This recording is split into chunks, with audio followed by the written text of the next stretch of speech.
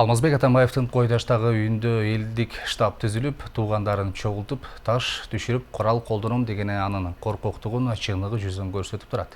Мындай пикирин бир катар коомдук ишмерлер билдирип чыгышты. Ошондой эле алар Атамбаевди элди бөлбөөгө, ынтымакты сактоого, тергөө менен кызматташууга чакырышты. Айта кетсек, кечээ парламент жыйынында экс-президентти кол тийбестик иммунитетинен ажыратууга макул болгон. Алмазбек Атамбаев азыркы бийликти тааныбай турганын жана ага карата коюлуп жаткан кинелердин негизсиз деп эсептерин билдирди. Мындай пикирин Атамбаев Койташтагы үйүндө журналисттердин суроосуна жооп берип жатып айтты.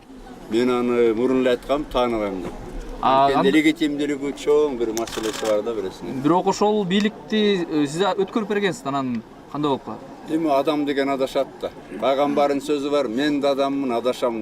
Жеке адам катары мен силерге айткам, менде наградное оружие бар. Мен атайлап айтып атам муну, жанагы мени жөнөкөй эле жетелеп кетем деген балдар дагы аяб атам да. Туура эмес бир буйрукту аткарам деп. Мен дагы эми кыргыздын сөзү бар да, жатып өлгөнчө атып өл дегендей. Мен үйдө жалгыз болом, менин жарымда эч ким болбойт. Кечээ парламент Атамбаевдин кол тийбестик макамынан ажыратууга макул болгон. Анткени анын ири коррупциялык иштерге байланышы бар экени айтылып, оор айыптар тагылууда. Эми кылмышка шектүү катары Атамбаев укук коргоо органдарына суракка чакырылат. Бирок ал бул чечимди тааныбай турганын айтып, үйүнө таш төктүрүп, курал топтоп, атчандарды чогултуп жаткан видеолору интернетке тарады.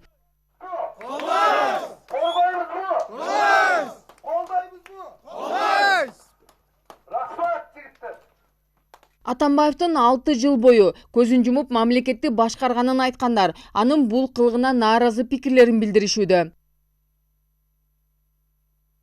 Кыргызда сөз бар, элине пайдасы жок, тирүүнүн өлүмү деген.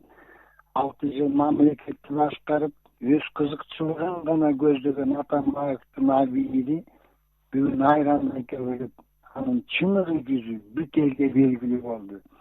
Элдин ынтымагын, биримдигин, бейпилдигин баарынан бийик коюп, эч кимди коркутпай, тергөө менен кызматташса туура болот эле.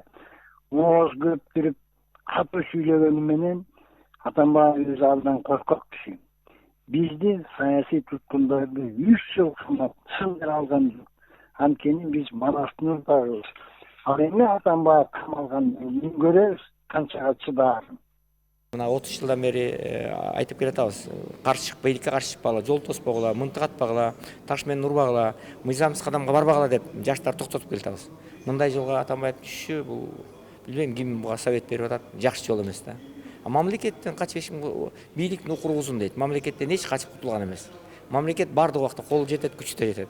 Башкы прокурордун маалыматына ылайык Алмазбек Атамбаевдин Койташ айылындагы жер тилкесин мыйзамсыз алууга, Кримтөбөл Азиз Батукаевдин мыйзамсыз бошотулушуна, акча адалдаганга, АК Инвест сыяктуу бир нече компанияга тиешеси бардыгына, Бишкек ТЭЦин реконструкциялоодогу коррупциялык иштерге жана ТЭЦке көмүр ташыган компаниянын кызыкчылыгын коргоо маселесине тиешеси бар. Бирок мурдагы өлкө башчысы сурак берүүгө барбай турганын билдирип келет. Адистердин айтымында Атамбаев тергөө иштерине тоскоолдук жаратса, укук коргоо органдары мыйзамдын негизинде иш алып барууга аргасыз болушат. Эгерде качып кете турган корку болсо, ал айыпкер болсо, түздөн түз көрсөтмөлөр берилсе, анан ал киши тергөөгө кандайдыр бир таасирин тийгизе турган мүмкүнчүлүгү болсо, мисалы күбөлөрдү коркутуп, мисалы ошол Атаханов деп атпайбы, көрсөтмөлөр атат, ошо Атаханды коркутат, ошого таасирин тийгизе алат деген шектер болсо, камашы мүмкүн. Бүгүн Атамбаевдин тарапташтары экс-президентти кайтарган мамлекеттик күзөт кызматынын кызматкерлери ордуларын таштап кеткенин билдиришкен. Анткени менен УКМК бул маалыматты төгүндөп, Атамбаев мурдагысындай эле кайтарууда экенин билдирди. Эскерте кетсек, баш мыйзамга ылайык, экс-президентке карата соттун айыптоо өкүмү күчүнө киргенде гана мамлекеттик кайтаруу токтотулат. Анархан Алтымышева, Нурбек Жеңишбек уулу, Нурньюз, Бишкек.